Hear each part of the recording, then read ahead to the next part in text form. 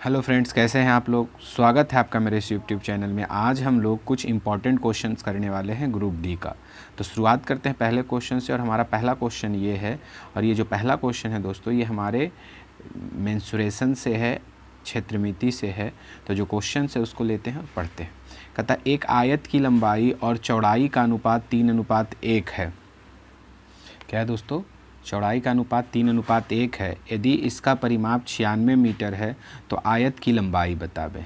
तो इस तरह के प्रश्नों को हमें दिया गया है कि लेंथ और जो ब्रेथ है दोस्तों, उसका रेशियो 3:1 है। लेंथ ब्रेथ का रेशियो 3:1 है। लेंथ इंटू ब्रेथ का रेशियो 3:1 है। तो जो आयत का परिमाप होता है दोस्तों, वो परिमाप होता है हमारा, जो परिमाप होता है, और परिमाप हमारा दिया हुआ भी है कितना, 96 मीटर का है। और परिमाप कितना होता है दोस्तों? तो परिमाप होता है 2 × L + B = 90 सेंटीमीटर। हमारा L यहाँ से होगा 3x और B होगा x। तो हम यहाँ L के जगह पर रखेंगे 3x और इसके जगह पर रखेंगे x। तो हमारा क्या हो जाएगा दोस्तों, 4। यहाँ से आप काट दीजिए 2 4 48, तो यहाँ 48 हो जाएगा। ये दो नहीं लिखेंगे, यानी 3x और 1x, 4x = 48 दोस्तों। तो x का मान 12×4 = 48। तो हमारा लेंथ कितना हो जाएगा दोस्तों? लेंथ है हमारा 3x, 3 × x यानी 3 × 12, तो 12×3 = 36 मीटर। तो हमारा लेंथ कितना आ गया दोस्तों? 36 मीटर, यानी ऑप्शन सी हमारा इसका सही आंसर है। अब ये फार्मूला देख रहे होंगे दोस्तों, ये हमारा बेसिक फार्मूला है, ये ही है। आप चाहते तो 3 1 4 और यहाँ से निकाल सकते थे आसानी वैसे। अगला क्वेश्चन हम लोग लेते हैं दोस्तों, और दूसरा क्वेश्चन हमारा ये रहा दोस्तों। दूसरा क्वेश्चन कहता है कि 10 किलोमीटर की गति से चलने पर मधु अपने विश्वविद्यालय 15 मिनट देर से पहुंची और अगली बार वह अपनी गति 2 किलोमीटर बढ़ा दिया। यानी अगर पिछली बार वो 10 किलोमीटर प्रति घंटा की चाल से गई थी, तो इस बार वो 12 किलोमीटर के चाल से जाएगी, क्योंकि 2 बढ़ा करके जा रही है। तो 12 किलोमीटर प्रति घंटा की गति से जा रही है। फिर भी वो 5 मिनट देर से पहुँचती है। तो विद्यालय से दूरी, तो दूरी के लिए एक फार्मूला होता है दोस्तों, जाने का चाल गुणे आने का चाल। तो जाने का चाल यानी चालों का गुणनफल, या आप कह सकते हो चालों का गुणनफल। एक छोटा सा फार्मूला, इसका बेसिक जो है ना, हम एक वीडियो बनाएंगे स्पेशल समय और दूरी का, उसमें इस फार्मूला को कहाँ से हमने ड्राइव किया है, ये फार्मूला बेसिक जो इसका मेथड वो भी बताएंगे। अभी हम लोग शॉर्ट थोड़ा देख लेते हैं। चालों का गुणनफल बटा चालों का अंतर, बटा चालों का अंतर, और गुणे, आप ध्यान देंगे यहाँ पर जो हम लिखने वाले हैं, ध्यान देंगे आप लोग, यहाँ 15 मिनट देर से है और यहाँ 5 मिनट देर से। अगर दोनों देर रहे तो इसके समय को घटा देंगे। कब? जब देर और देर रहे तो समय को घटा देंगे। तो समय हो जाएगा T2 T1 - T2, यानी समय का अंतर, और ये मिनट में होगा, इसको 60 से गुना भागा दे करके घंटा में बदल लेंगे। तो हमारा चाल क्या था? पहली बार वो 10 के स्पीड से गया, अगली बार 12, 2 बढ़ा करके यानी 12 से गया। 12-10 का डिफरेंस 2 हो गया। पिछले बार 15 मिनट देर और 5 मिनट देर, 15 में से 5 गया 10 और बटा 60। तो काट देंगे दोस्तों, 10 से 60 को काटेंगे, 10 छक 60, 6 दूनी 12, यानी हमारा आंसर कितना होगा दोस्तों? 10 किलोमीटर हमारा इस क्वेश्चन का आंसर होगा, जो कि हमारा आंसर डी है। यहाँ ध्यान देंगे कि चालों का जो गुणनफल है बटा चालों का अंतर, यहाँ T2 - T1 यानी समय का अंतर। जब देर, देखिएगा दोस्तों, जब क्वेश्चन में देर हो तो टाइम को घटाते हैं, पहले हो यानी समय से पहले पहुंच जाए तो भी घटाते हैं, यानी इन दोनों कंडीशन में टाइम को घटाते हैं। और या तो एक देर हो और एक बाद हो, यानी एक पहले पहुंचा एक बाद में पहुंचे, तो ऐसे कंडीशन में जोड़ देते हैं। हमारा अगला क्वेश्चन जो है दोस्तों वो ये रहा। ये रहा हमारा अलजेब्रा का एक छोटा सा क्वेश्चन है। इसमें कहता है a - 1/a = 7 है, तो a² + 1/a² का मान क्या होगा? तो जब भी ऐसा प्रश्न रहे तो सीधा सा आपको पता है कि इसका स्क्वायर करेंगे, तो इसका स्क्वायर करिएगा तो A square plus B square minus 2ab और बराबर 7 सत्ते 49। इससे ये कट जाएगा, यहाँ हो जाएगा ए स्क्वायर प्लस बी स्क्वायर बराबर 49। ये 2 इधर माइनस में, उधर 2 जाएगा तो जुट जाएगा, 49 और 2 51। हमारे इस क्वेश्चन का आंसर 51 है, यानी ऑप्शन नंबर ए। हमारा क्वेश्चन नंबर 4 यानी अगला जो क्वेश्चन है वो ये रहा दोस्तों। ये हमारा क्वेश्चन नंबर 4 है। ये हमारे LCM HCF का क्वेश्चन है। क्वेश्चन क्या कहता है, पढ़ रहे हैं दोस्तों। दो संख्याओं का HCF 11 है, उनका LCM 330 है। यदि उनमें से एक संख्या 55 हो तो दूसरी संख्या क्या होगी। तो इसके लिए एक बेसिक फार्मूला है जो निचले क्लास में भी आप लोगों ने पढ़ा होगा। पहली संख्या गुने दूसरी संख्या बराबर LCM गुने HCF। क्या दोस्तों, LCM गुने HCF। तो हमारा LCM 330 है दोस्तों, HCF 11 है, और हमारी एक संख्या जो पहली संख्या है वो 55 है, तो हमें दूसरी संख्या ज्ञात करनी होगी।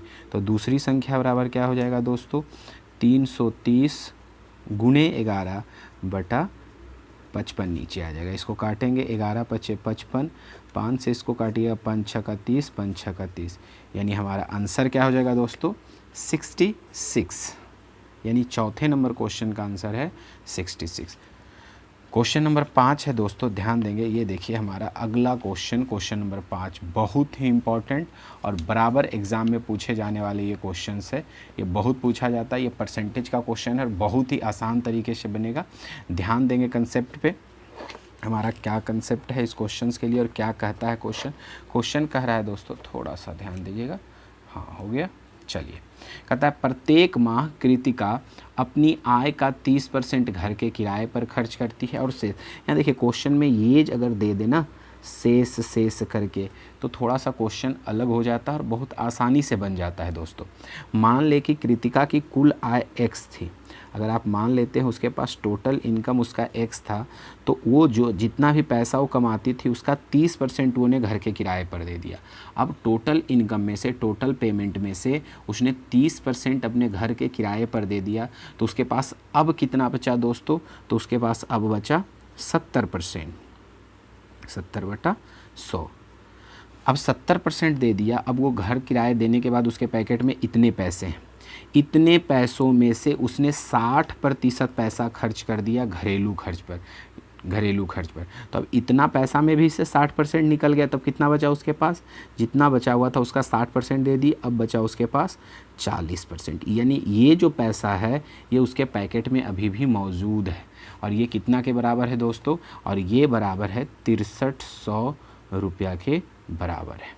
इसे हम हल करेंगे, 0 से 0 कट जाएगा, 7 से इसे काट दीजिए, 7 नमा 63 हो जाएगा, 4 से काट दीजिए 25 मरतबे हो जाएगा।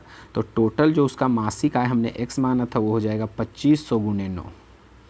कितना हो जाएगा, 2500 गुणे 9। तो 2500 को 9 से गुणा करिएगा तो 25 नमा 225 और 00, यानी 22,500 रुपया उसका मासिक इनकम था दोस्तों।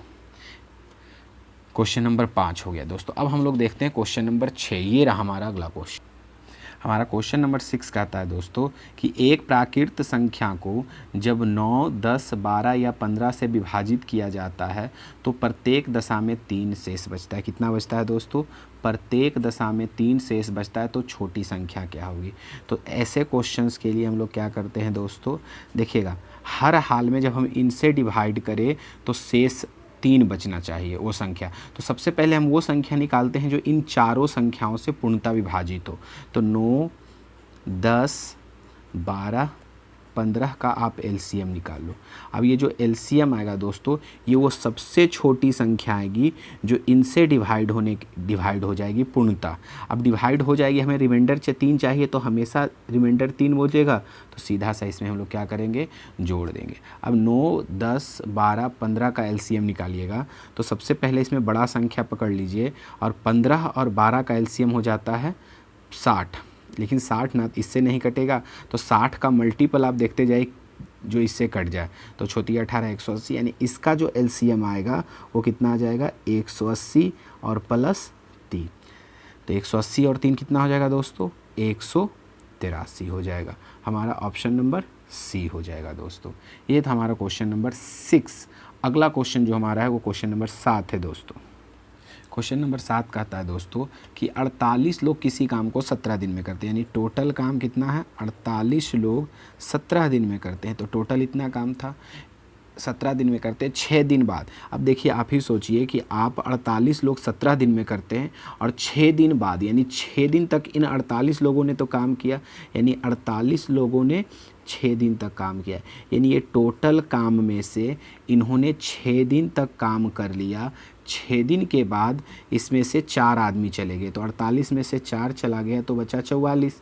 अब ये टोटल काम में से इन्होंने 6 दिन का काम तो घटा दिया, तो 6 दिन का काम जो किया ये टोटल में से 6 दिन का काम हमने घटा दिया। अब ये इतना काम में से इतना काम हो गया, तो ये बचा रिमेनिंग वर्क, यानी टोटल जो काम बचा हुआ है वो है। अब उस काम को कौन करेंगे, ये 44 लोग, चूँकि 4 लोग जा चुके हैं, अब ये 44 लोग इस काम को कितने दिन में करेंगे, x दिन में करेंगे। आप यहाँ से 48 को कॉमन ले लो, यहाँ बचेगा 17 माइनस 6 बराबर 44 गुने x।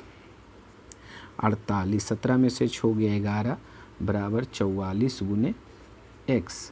11 चक 44 बरचक 48, तो हमारा क्या हो जाएगा आंसर दोस्तों x बराबर 12, यानी बचे हुए लोग कितने दिन में काम करेंगे 12 दिन में जो बचे हुए लोग हैं बचे हुए काम को समाप्त कर देंगे। अब हमारा क्वेश्चन जो है दोस्तों वो क्वेश्चन नंबर 8, ध्यान से देखेंगे क्वेश्चन नंबर 8 को दोस्तों।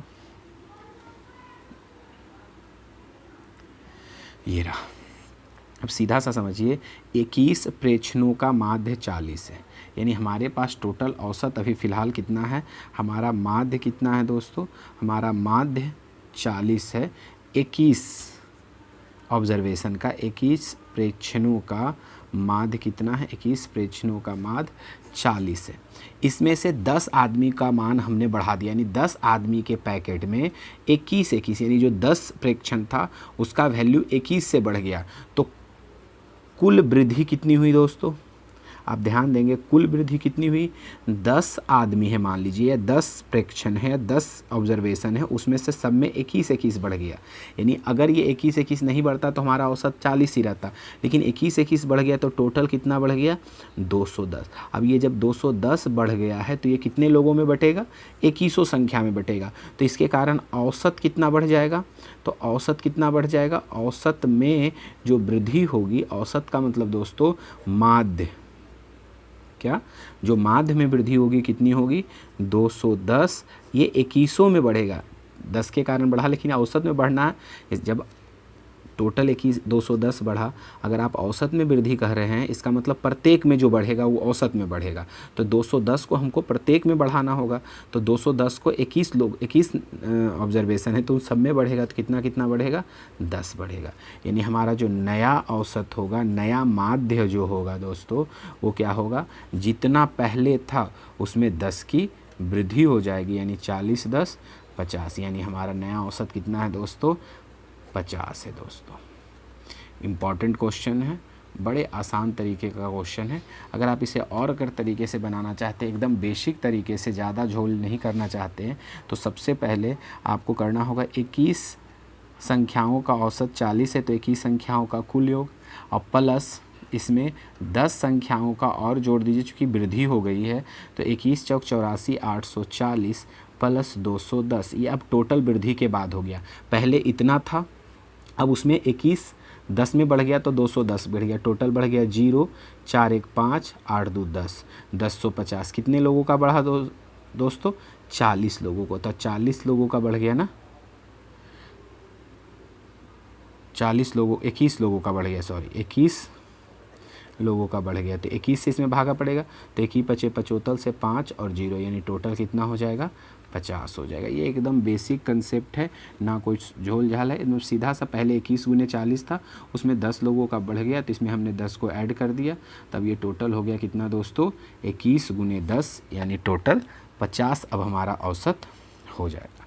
हमारा अगला क्वेश्चन ये रहा दोस्तों,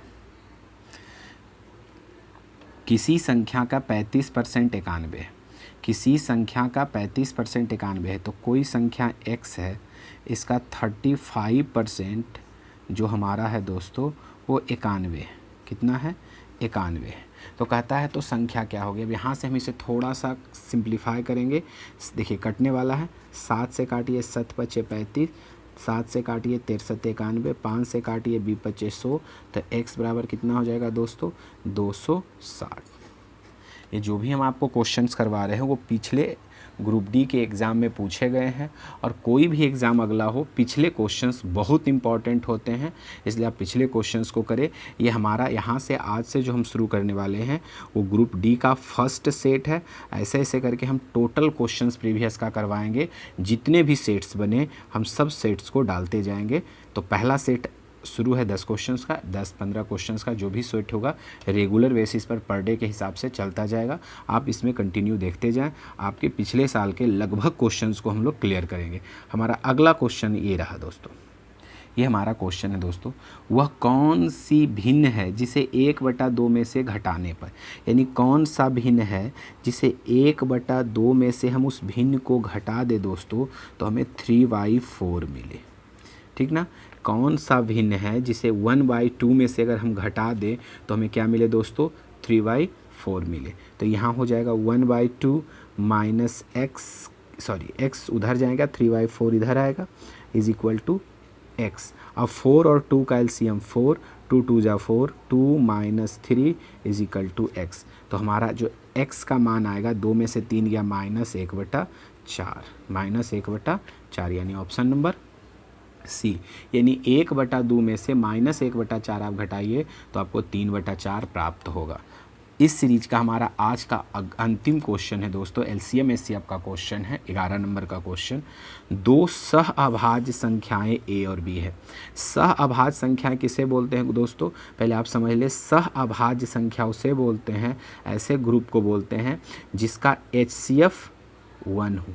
ये 2 नंबर्स का पेयर होता है, 2 संख्याओं का युग्म होता है जिसका महत्तम समवर्तक 1 होता है। यानी अगर कभी 2 सहभाज्य संख्या दे और उसका पूछे महत्तम कितना होगा तो बिना कुछ सोचे समझे आप 1 बताएंगे, वो हमेशा 1 होता है। लेकिन ए और बी का एलसीएम पूछता है, किसी भी 2 सह अभाज्य संख्या या 2 अभाज्य संख्या, सह अभाज्य बोले या अभाज्य बोले, तो जब भी 2 अभाज्य संख्या हो, 2 सह अभाज्य संख्या हो, उसका एचसीएफ हमेशा उनके प्रोडक्ट होते हैं। क्या होते हैं दोस्तों?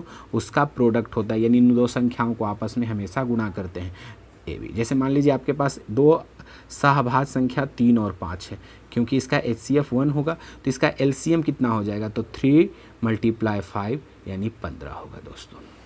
आपको ये वीडियो कैसा लगा कमेंट करके ज़रूर बताएं। अगर अच्छा लगा है तो लाइक का बटन दबा दें और दोस्तों के साथ शेयर करें। ये हमारा ग्रुप डी के लिए स्पेशल फर्स्ट सेट है, अगला पार्ट जल्द आने वाला है। थैंक यू दोस्तों।